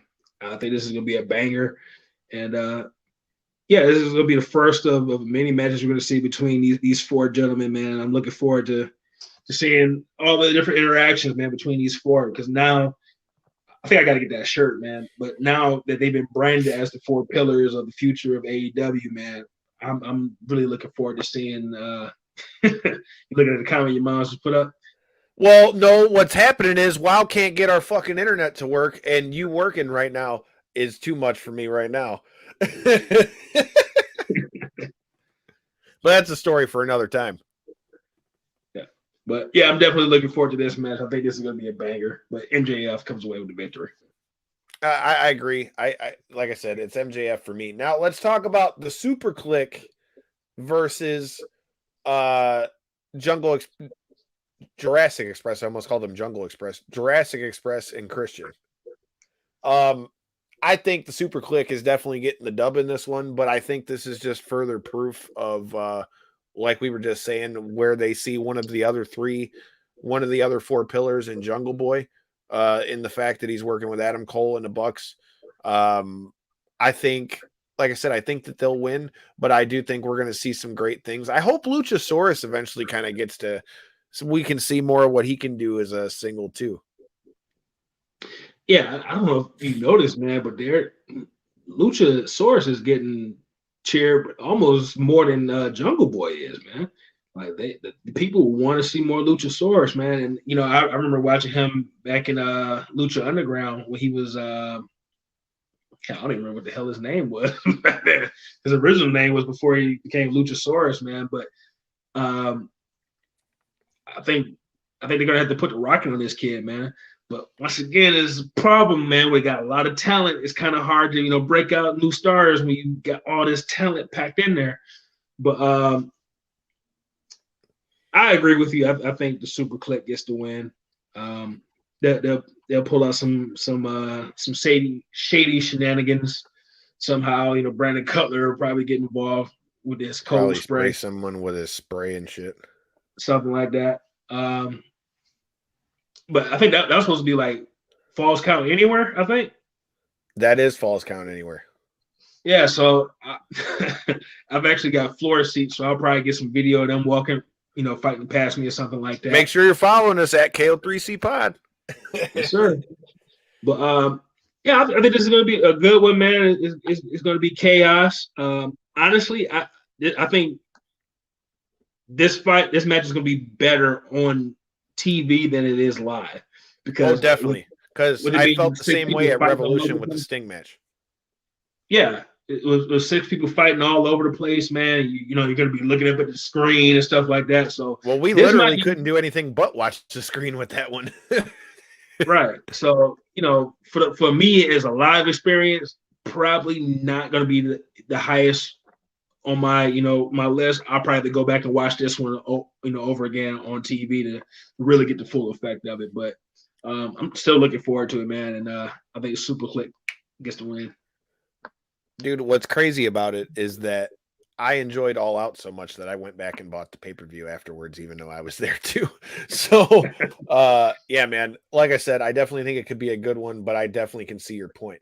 All right, now let's talk about a match that it seems like every pay-per-view, these guys are stealing the fucking show, because in my opinion, it stole All Out in a lot of ways, that cage match. So what I'm talking about is Dax and Cash of FTR versus the Lucha Brothers. What are your thoughts on this match, bro?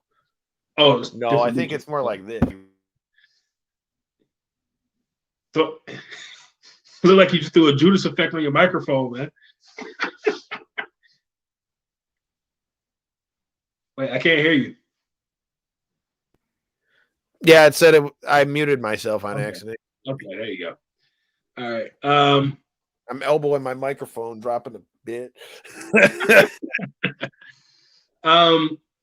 Dude, this is another one of those matches that I'm really looking forward to, man. I will say this: I'm not a fan of the new Lucha Bros music. What? Maybe, and I know that's not a popular opinion, but I think it might be just because I really love their old music. I thought that was some of the best music in the business. Them changing it. What like music? The Cerro Miedo one? Yeah.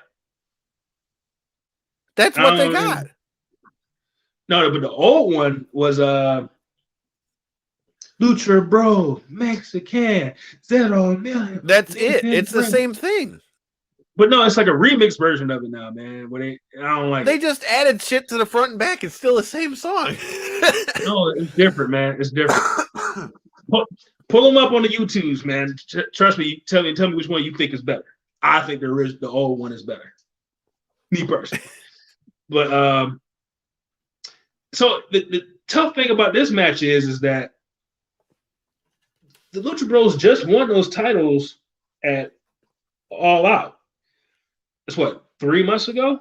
Like, are they going to take the titles off of them this quick and put them? No, I think they're winning the AEW. They're going to win and take the AAA titles back. But you saying? I said I think they're going to win here this Saturday, and I think then they're eventually going to try to take those titles back from Dax and Cash eventually. Okay, but it's like tough to call, man, because like basically if FTR loses this match, they kind of fall by the wayside almost, and I think they can kind of get lost in the whole Pinnacle storyline, sort of like and we'll talk about this in a little bit. Sort of like where LAX is, man. Like I feel like they're kind of lost in the inner circle, and I think if FTR doesn't win the AEW titles now, they can kind of get lost and just basically become a part of the Pinnacle storyline. So I think I'm gonna go with FTR, man. I like it. See, we're conflicted. If you guys got picks on FTR versus the Lucha Bros, tell us who you got in the comments. All right. So you mentioned Santana Ortiz. They're going to take on. Who did you pick? I picked. You picked FTR. I picked the Lucha Brothers. Okay. All right. And I say that because I just can't see FTR having. I can't see FTR having the AAA titles and the AEW titles, but okay. Sorry, I interrupted you, sir. You were saying about LAX. I apologize. No, you're good. No, I was saying since you were talking about LAX or Santana Ortiz, how do you feel about ATT versus the Inner Circle? You know what? The more and more I think about this match, I'm really not that excited for this match, man. Like I thought I was, but like the more and more I think about it, kind of not. I know that sounds bad, man, but I think what it is, I think I'm tired of the inner circle. I think Really? Yeah. I think the inner circle is kind of holding back Sammy and LAX, man. LAX, I feel like should have been. I don't even know if they had a tag team title match yet since they've been. They have. When? Because I don't remember it. I believe they had one at the Full Gear I was at.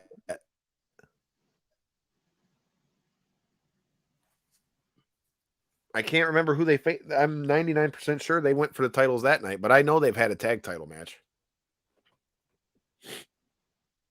Wait a minute. Wasn't that FTR versus the Bucks? I'll look it up. You finish your point. Okay. But I feel like LAX, man, they need to break out as a tag team. Sammy Guevara is the TNT champion, but I feel like he's still being stifled by being in the group, man. Even though he is the champion, I feel like he's still kind of like just a piece of this group, and I feel like it's kind of holding him back, man. So honestly, I would like to see the inner circle come to an end, man.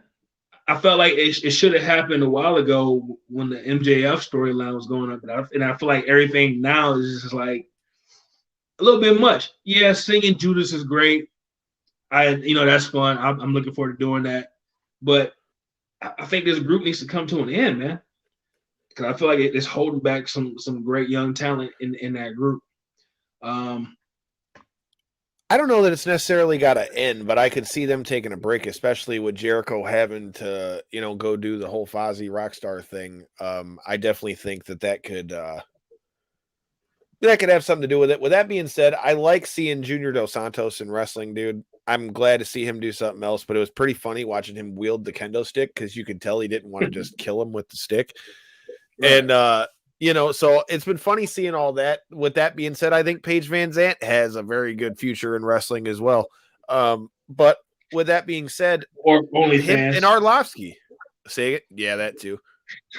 But, I mean, that's not a future. She's doing that right now. But I don't know, man. Like they've. Oh, she is? This motherfucker dog. But yeah. Picks up phone. Dude, but yeah, like I said, I think they all have a future in wrestling. But with that being said, I mean, I don't see the inner circle losing to them. But if anything, I think the best way they could go with this match is somehow, I feel like if the inner circle is going to lose, I feel like Scorpio Sky and Ethan Page got to go over out of this. Oh, look, it's some of our friends from BCW. Hey, we miss y'all too. I won't be there for the next show. Hopefully we can get Devin to come back one of these days. But we appreciate y'all.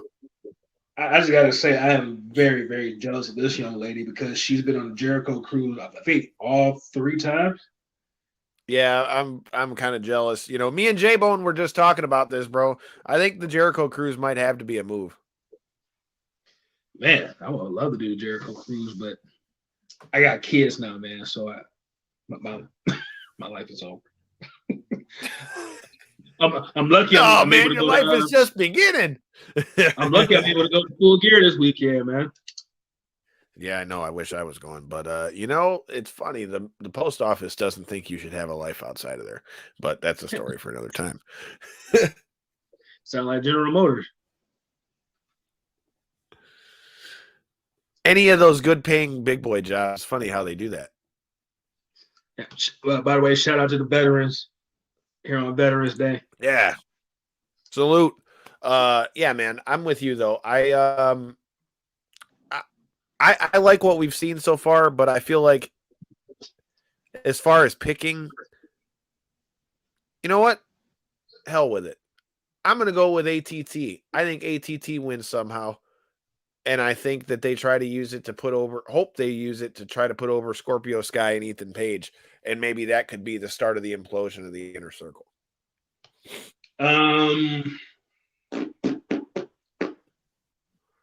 Yeah, I'll go with that. So we're both picking. Like I said, man, I know it sounds bad, but it's like kind of like the one match that I'm kind of up and down about. I hope it's a great match. I think the guys are going to put on a good show and do their best. But I might, if I go to the bathroom, this might be it after Judas plays. I think once I say Judas, I think I might be able to go to the bathroom during this match. And I know that sounds bad, but it really does. But the match that I know you won't be in the bathroom for is going to be Hangman Page versus Kenny Omega. What are you thinking? Who's winning it? And what do you see coming? And fuck you that I don't get to go. Okay. When are we going to actually go to one of these big shows together, bro? Like, I feel like every time we go to a big show, we're never there, except for that one time at Money in the Bank. And that night ended up fucked up because my house got broke into. And then I broke my shoulder that day. I don't know, man. Shit. Like, dude, like I said, I'm surprised I'm able to go to this one, man. My life is about to get real crazy real soon. Well, it's already getting crazy, but it's about to get crazier. But it'll be WrestleMania weekend. Huh? It'll be WrestleMania weekend. I'm not going to Mania. But wait, did you get your I ticket, said sir? WrestleMania weekend, sir. No, I didn't. Not yet. Okay. But but I'll be sleeping on your couch either way. It'll be ready for you, man. I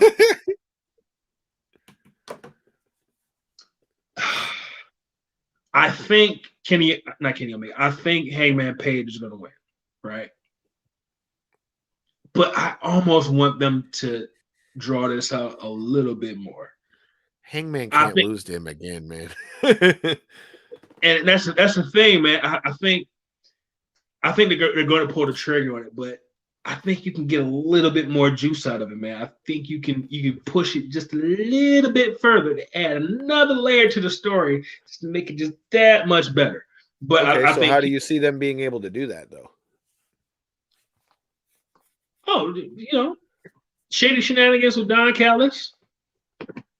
He gets screwed out of the title again and have to work his way back up one more time and finally get the belt at Revolution or something like that. And just so that moment is just that much better. But I'm gonna be honest with you, I think the fans want it. I think they're gonna give him the title. Yeah, I've said from jump, I think Hangman's the one to take the belt off of Kenny, and I think he could do it. And I mean, to me, I feel like if you have him lose twice to him like that, then eventually at some point people are going to stop taking you as a world title threat. And I think with the promos that he's leading up to this and how mindset has changed, I feel like it's got to culminate with him beating Kenny for that title. That's kind of just how I see it going out. But I mean, even with that said, I mean, it looks like we're going to have another banger from AEW. Hopefully we're going to get a banger from GCW versus Horror Slam tonight, and then GCW Detroit. And on top of all these bangers that we're talking about, before I let you get out of here, I need you to answer something for me. Wait, you getting ready to wrap up real quick? Getting there. What you got? All right. Well, let me throw something else out about the Hangman and Kenny Omega match. Another reason why I think Hangman's going to win is because, well, the next Dynamite show is in Virginia, which is where he's from. So it's just perfectly, laid out for him to have his homecoming, hey, I'm the champion moment. But I alluded to something earlier. Part of the reason why I think Miro is going to beat Dragon is because they're going to need someone for Hangman to go against down the line. So you got to heat up some heels real quick, especially with that. I don't know if it's 100% official, but they're supposed to be having like a big one with the new deal, they're supposed to have these special shows, I think quarterly on TNT. And I think the first one's supposed to be early January. So you're going to need a big match for that show. And I think it's either going to be one or two people. I think it's either going to be Miro or it's going to be MJF. So you need MJF's definitely going to have that belt at some time. Well, I'm not saying this is saying that the heel's going to beat Hangman Adam Page, but you got to get a heel hot for that show. So that's why I think Miro beats Brian, and MJF wins too. So I think it's going to be one of those two going up against Hangman Adam Page and that special in January. And I think it'd be a great storyline too. I'm with you on that, dude. I got no problem with that either. A lot of good shit going on, man. Like I said, GCW Detroit that's coming here. I'm excited for Full Gear. Probably going to link up with Cody and Charlie, who was our cameraman for the last Full Gear I was at. Shout out, Charlie. But that's not that. Go ahead. But yeah, man, like there's not going to be a stinker on that card. I'm excited to see it. I genuinely am excited to go watch it, and I'm kind of jealous that you're getting to go. But that's not all that we got going on. Before I let you out of here, who's going to win the UFC main event? Because I don't know about the rest of the card. The card's not as stacked, obviously, as last weekend. But you've got the fight that I'm looking forward to seeing, and I think everybody's looking forward to see. You got Max Holloway versus Yara Rodriguez off a almost over 2 year layoff.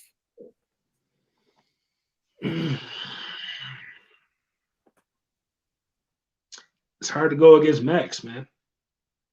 It's really hard to go against Max. Especially with, a 2 year layoff, man. I gotta go with my man Max. Yeah, Hawaii, Hawaii stand up. Yeah, I think Max Holloway's getting it and is going to be right back in the hunt of things with the title. Well, dude, this is why we need to have you come back on the show, because we've just been shooting the shit, and I look here at the clock and we've literally almost went 2 hours, and we didn't even have like much on the paper. So. Hey, man, life is a crazy thing, man. We'll see. We're working on it. I might hear something very, very soon. Not sure, but yeah. Everybody tweet GM and tell him to bring Devin back to Detroit, and then we can bring him back to knockouts and 3 counts. But dude, it was great to have you on the show. Ain't shit changed. You're always gonna be one of the OGs of this show. One of the pillars, man. I'm like Jungle Boy out here. I mean, hey, dude, that's a pretty big ass pillar, and it's got to have a Kangol on it. But yeah, dude, it was a good time. Make sure you're checking us out, because I haven't said anything about it yet. But this Tuesday, the Suplex Shogun Jackson Stone has some shit to say, which is why I'm headed to Horror Slam tonight to link up with Shogun and put some stuff together. But he is going to join us. Go ahead. Well. But yeah, like I said, we're going to kick it with Jackson Stone, and he's already proved Devin's point when it pertains to me. So we'll have to talk up a little bit about that too, because now he's training jiu-jitsu, and lo and behold, I might know who he's training with. Everybody, man. You know everybody. Dog. I really thought that was. Don't know them. You know somebody that knows them. There you go. My mom's in the comments. She said, "Congrats on the little one. We appreciate you." Yeah, man. Thank you. I'm starting to believe that's a thing. Just ask J-Bone, because some of the people we ran into it. Dude, we went to Creepy Cheapy, and like one of the people we ran into, this girl's like, "Yeah, my friends were talking about your show or some shit." And I'm like, "How the fuck do you guys know?" So, you know what? We appreciate you guys. Sometimes it's a cool thing. I'm not hard to find, but like I said, if you're at GCW versus Horror Slam tonight or GCW Detroit, look for your boys. And hey, I even got Corey's ass to come out to GCW for GCW Detroit. So if you are there at GCW Detroit, come fuck with your boys from Knockouts and 3 Counts. But dude, Oh, look at that. We got 2 new co-hosts on the way. You know, you got Jaden on the, we might have our first female host. Hot damn.